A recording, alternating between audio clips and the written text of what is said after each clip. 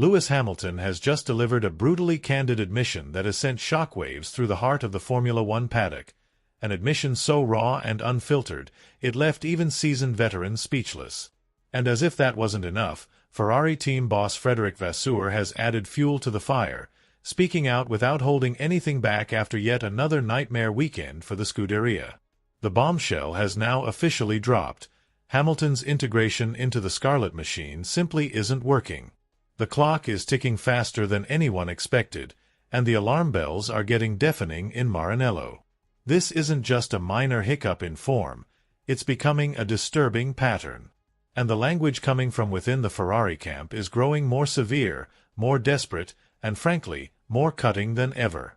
Hamilton, in his own words, isn't just struggling to get to grips with the SF25. He's not merely confused, he's overwhelmed. So much so, that he said, half-jokingly but with an unmistakable undertone of pain and frustration, that he feels like he needs a brain transplant just to keep up with the demands of the car. Yes, you heard that right, a brain transplant. It doesn't get more brutally honest than that. But here's where things truly explode. Behind closed doors, Ferrari's leadership is reportedly losing patience at a rapid pace. According to Hamilton, the bosses at Maranello are unhappy, not just with the results, not just with the pace, but with everything. Every department, every decision, every session seems to be drawing more scrutiny. And as Hamilton's qualifying form continues to unravel week after week, Vasour and the Ferrari hierarchy are starting to question everything, including whether this high-profile gamble is heading straight toward a catastrophic dead end. Before we dive into what's really happening behind the scenes at Ferrari, and trust me, it's darker than anyone's letting on, don't forget to hit the like button, subscribe if you're new here, and stick around till the end of the video for every dramatic twist. And if you're hungry for even more exclusive behind-the-curtain insights into Formula One, don't miss our secondary channel, linked in the description below. Now, let's get into the meat of it. Coming off the high of Shanghai, where Ferrari fans were treated to a rare spark of magic, a sensational sprint victory from pole, it seemed like the narrative might finally be shifting. That maybe, just maybe, the tide was turning. Many believed Saudi Arabia would be the weekend where Hamilton, the seven-time world champion, would finally begin to find his groove in the Red Beast. The hope was that all the data crunching, setup changes, and endless hours of adaptation would finally coalesce into something meaningful. But instead, Jeddah delivered a chilling reminder that this story is far from a fairy tale. It's starting to feel like a slow-burning tragedy. Sure, Hamilton scraped into Q3, but only just. And once again, he was left staring at the timing screens as Charles Leclerc effortlessly put more than half a second between them. That gap wasn't just a number. It was a statement. A statement that, for now, Hamilton is nowhere near where he, or Ferrari, needs him to be. The frustration is mounting. The whispers are getting louder. And inside the hallowed halls of Maranello, the pressure is bordering on volcanic. Ferrari didn't sign Hamilton just for marketing hype. They brought him in to win. But as it stands, that dream is turning into a slow-motion disaster. And if something doesn't change soon, this whole project might unravel faster than anyone dares to admit. What once seemed like an outlier, a one-off blip, is now becoming the default reality. It's no longer an anomaly. It's the new normal. And when Lewis Hamilton was asked, yet again, perhaps for the 100th time, what he needs to finally unlock the true potential of Ferrari's SF25, his response didn't involve technical jargon or a laundry list of setup tweaks. He didn't point fingers at the car or blame the engineers. Instead, he uttered a phrase, half in jest but drenched in a deeper, more painful truth that cut through the noise like a razor. A brain transplant. That's what he said. Let that sink in. Lewis Hamilton, the man who shattered records, who dominated the sport for a generation, who once redefined what it meant to be unbeatable on a Saturday afternoon, now publicly admits that he feels like he needs an entirely different brain just to understand how to drive this car fast. He isn't saying the pace isn't there. He's saying it exists, but it's outside his reach, like chasing a shadow that keeps slipping through his fingers. Sector 1, down by 2/10. Sector 2, another 3/10 gone. His final flying lap in Q3? According to Lewis himself, it was one of the worst laps he's ever put together. But this isn't just about time gaps anymore. It's about something far more elusive and dangerous: confidence. It's about rhythm. It's about that gnawing, suffocating sensation of showing up to a race weekend knowing, deep down, that no matter how hard you push, how deep you dig, you're still trailing your teammate. And not just any teammate. Charles Leclerc. Calm under pressure. Methodical. Blisteringly fast. A man who spent years mapping every nuance and quirk of Ferrari machinery, turning his car into an extension of himself. While Hamilton, he's still grappling with the basics, figuring out how to stop the car from snapping loose mid-corner, trying to tame an unruly rear end that doesn't respond to finesse, no matter how gently or precisely he treats it. But perhaps the most jarring part of this unfolding drama isn't the lap times, or the telemetry data, or the radio messages filled with desperation. Phrases like, "I've got no grip," or "I'm miles off," echoing through the airwaves. No, the real gut punch came after qualifying. In front of the cameras. When Hamilton stood there, barefaced and brutally open, and said it plainly, "The fans aren't happy. The team isn't happy." And then he dropped the real grenade.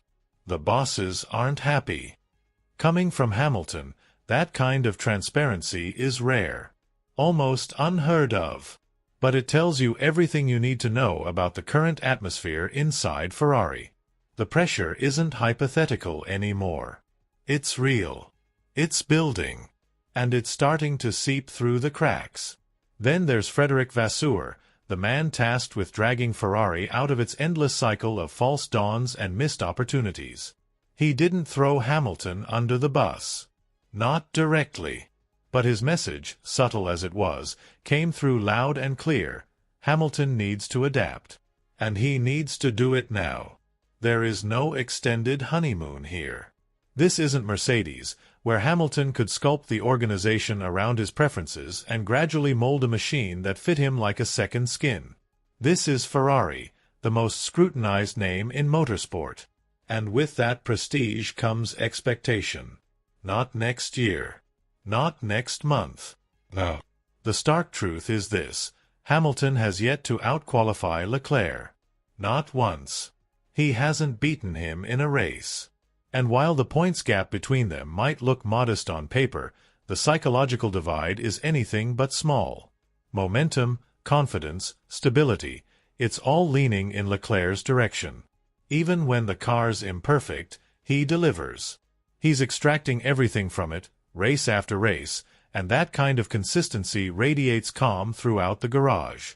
Meanwhile, Hamilton is locked in a struggle with a car that feels more like a stubborn adversary than a partner.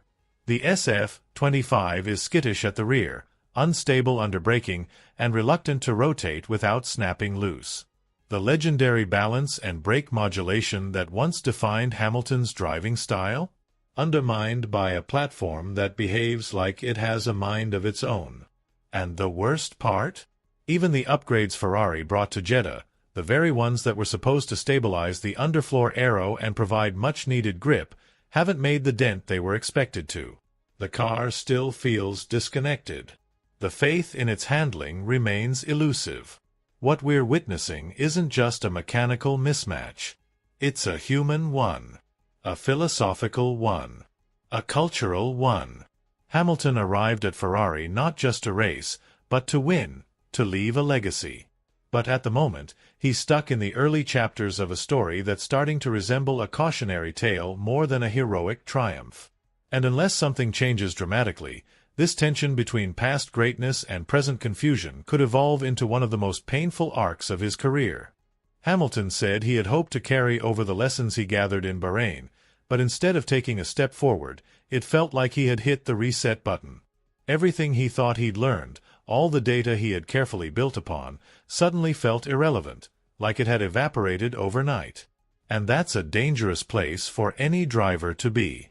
When your car stops communicating with you, when every lap feels like a gamble, it doesn't just compromise your performance, It chips away at your very identity.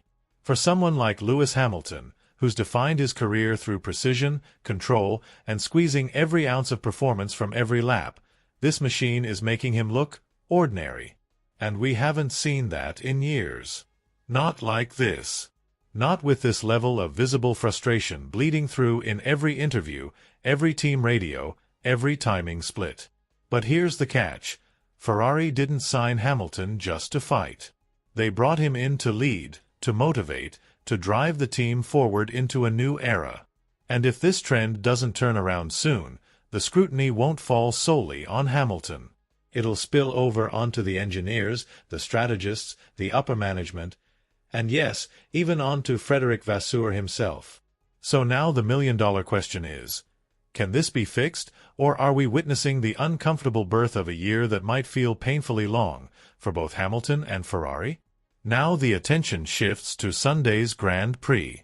Hamilton is set to start P7. On paper, it's not a disaster. But let's not kid ourselves. This is a glaring underperformance for a man of his stature and for a team that aspires to championships. And Hamilton knows it. In his post-qualifying interviews, he didn't sugarcoat a thing. He admitted it bluntly. This isn't where he should be. He's been trying everything. Different corner entries, new setups, changes in mental approach, and none of it seems to stick. This is where strategy becomes the lifeline. Jeddah is a high-speed street circuit that punishes hesitation but also rewards opportunism. It's unpredictable, red flags, safety cars, sudden weather shifts. All of these can shake up the running order and open doors for drivers like Hamilton, who thrive in the chaos. But here's the problem. The SF-25 hasn't shown the consistency you need to build trust heading into a race. Yes, it might look fast in clean air, but in traffic? It becomes twitchy. The rear end loses stability. The tires overheat. The car gets upset by dirty air. And now, Hamilton, once the embodiment of composure under pressure, is being forced into reactive mode, improvising lap by lap. That's not the performance platform he's used to, and it shows. Meanwhile, Charles Leclerc sits 3 positions ahead on the grid, collected, confident, unbothered. The internal contrast at Ferrari has never looked sharper. Leclerc has become the benchmark within the team, while Hamilton, the global icon, the multiple-time world champion, is still searching for answers. But that's precisely why this story is so compelling, because the stakes couldn't be higher. Hamilton didn't join Ferrari just to live out the romantic dream of racing in red. He came here to win. To end his career by writing a triumphant final chapter, not reliving the agonies of his last 2 years at Mercedes. And yet, right now, this feels eerily like a continuation of that downward spiral. Except this time, the pressure is more intense, the media more relentless, and the margin for error far smaller. Let's not forget what Hamilton said after qualifying. The fans are disappointed, the team is disappointed, and so are the bosses. That's a triple-tiered wall of pressure that no number of championship rings can shield you from. And if the results don't improve soon, that pressure will start leaking into every race debrief, every press conference, every headline. So, what's the way forward? Vasour has made it clear. The car isn't going to transform overnight. Which means Hamilton has to be the one to evolve. That means more time in the simulator. More hours dissecting onboards. More uncomfortable weekends spent learning the hard way, under the relentless gaze of global media, in a Ferrari suit, with millions of fans waiting for magic. Can he do it? Absolutely. He's Lewis Hamilton. He's stared down title deciders. He's raced through injury, controversy, and adversity. But can he do it quickly enough to make this partnership work? That's the real question. Let us know in the comments what you think. Is Hamilton simply navigating the inevitable growing pains of a new car and team? Or are we witnessing something more troubling, a fundamental mismatch between driver and machine, one that might never fully click? And do you think Ferrari can truly build around Hamilton the way Mercedes once did? Or has the team already crowned its number one? If you made it this far, thank you. Be sure to like the video, subscribe to the channel,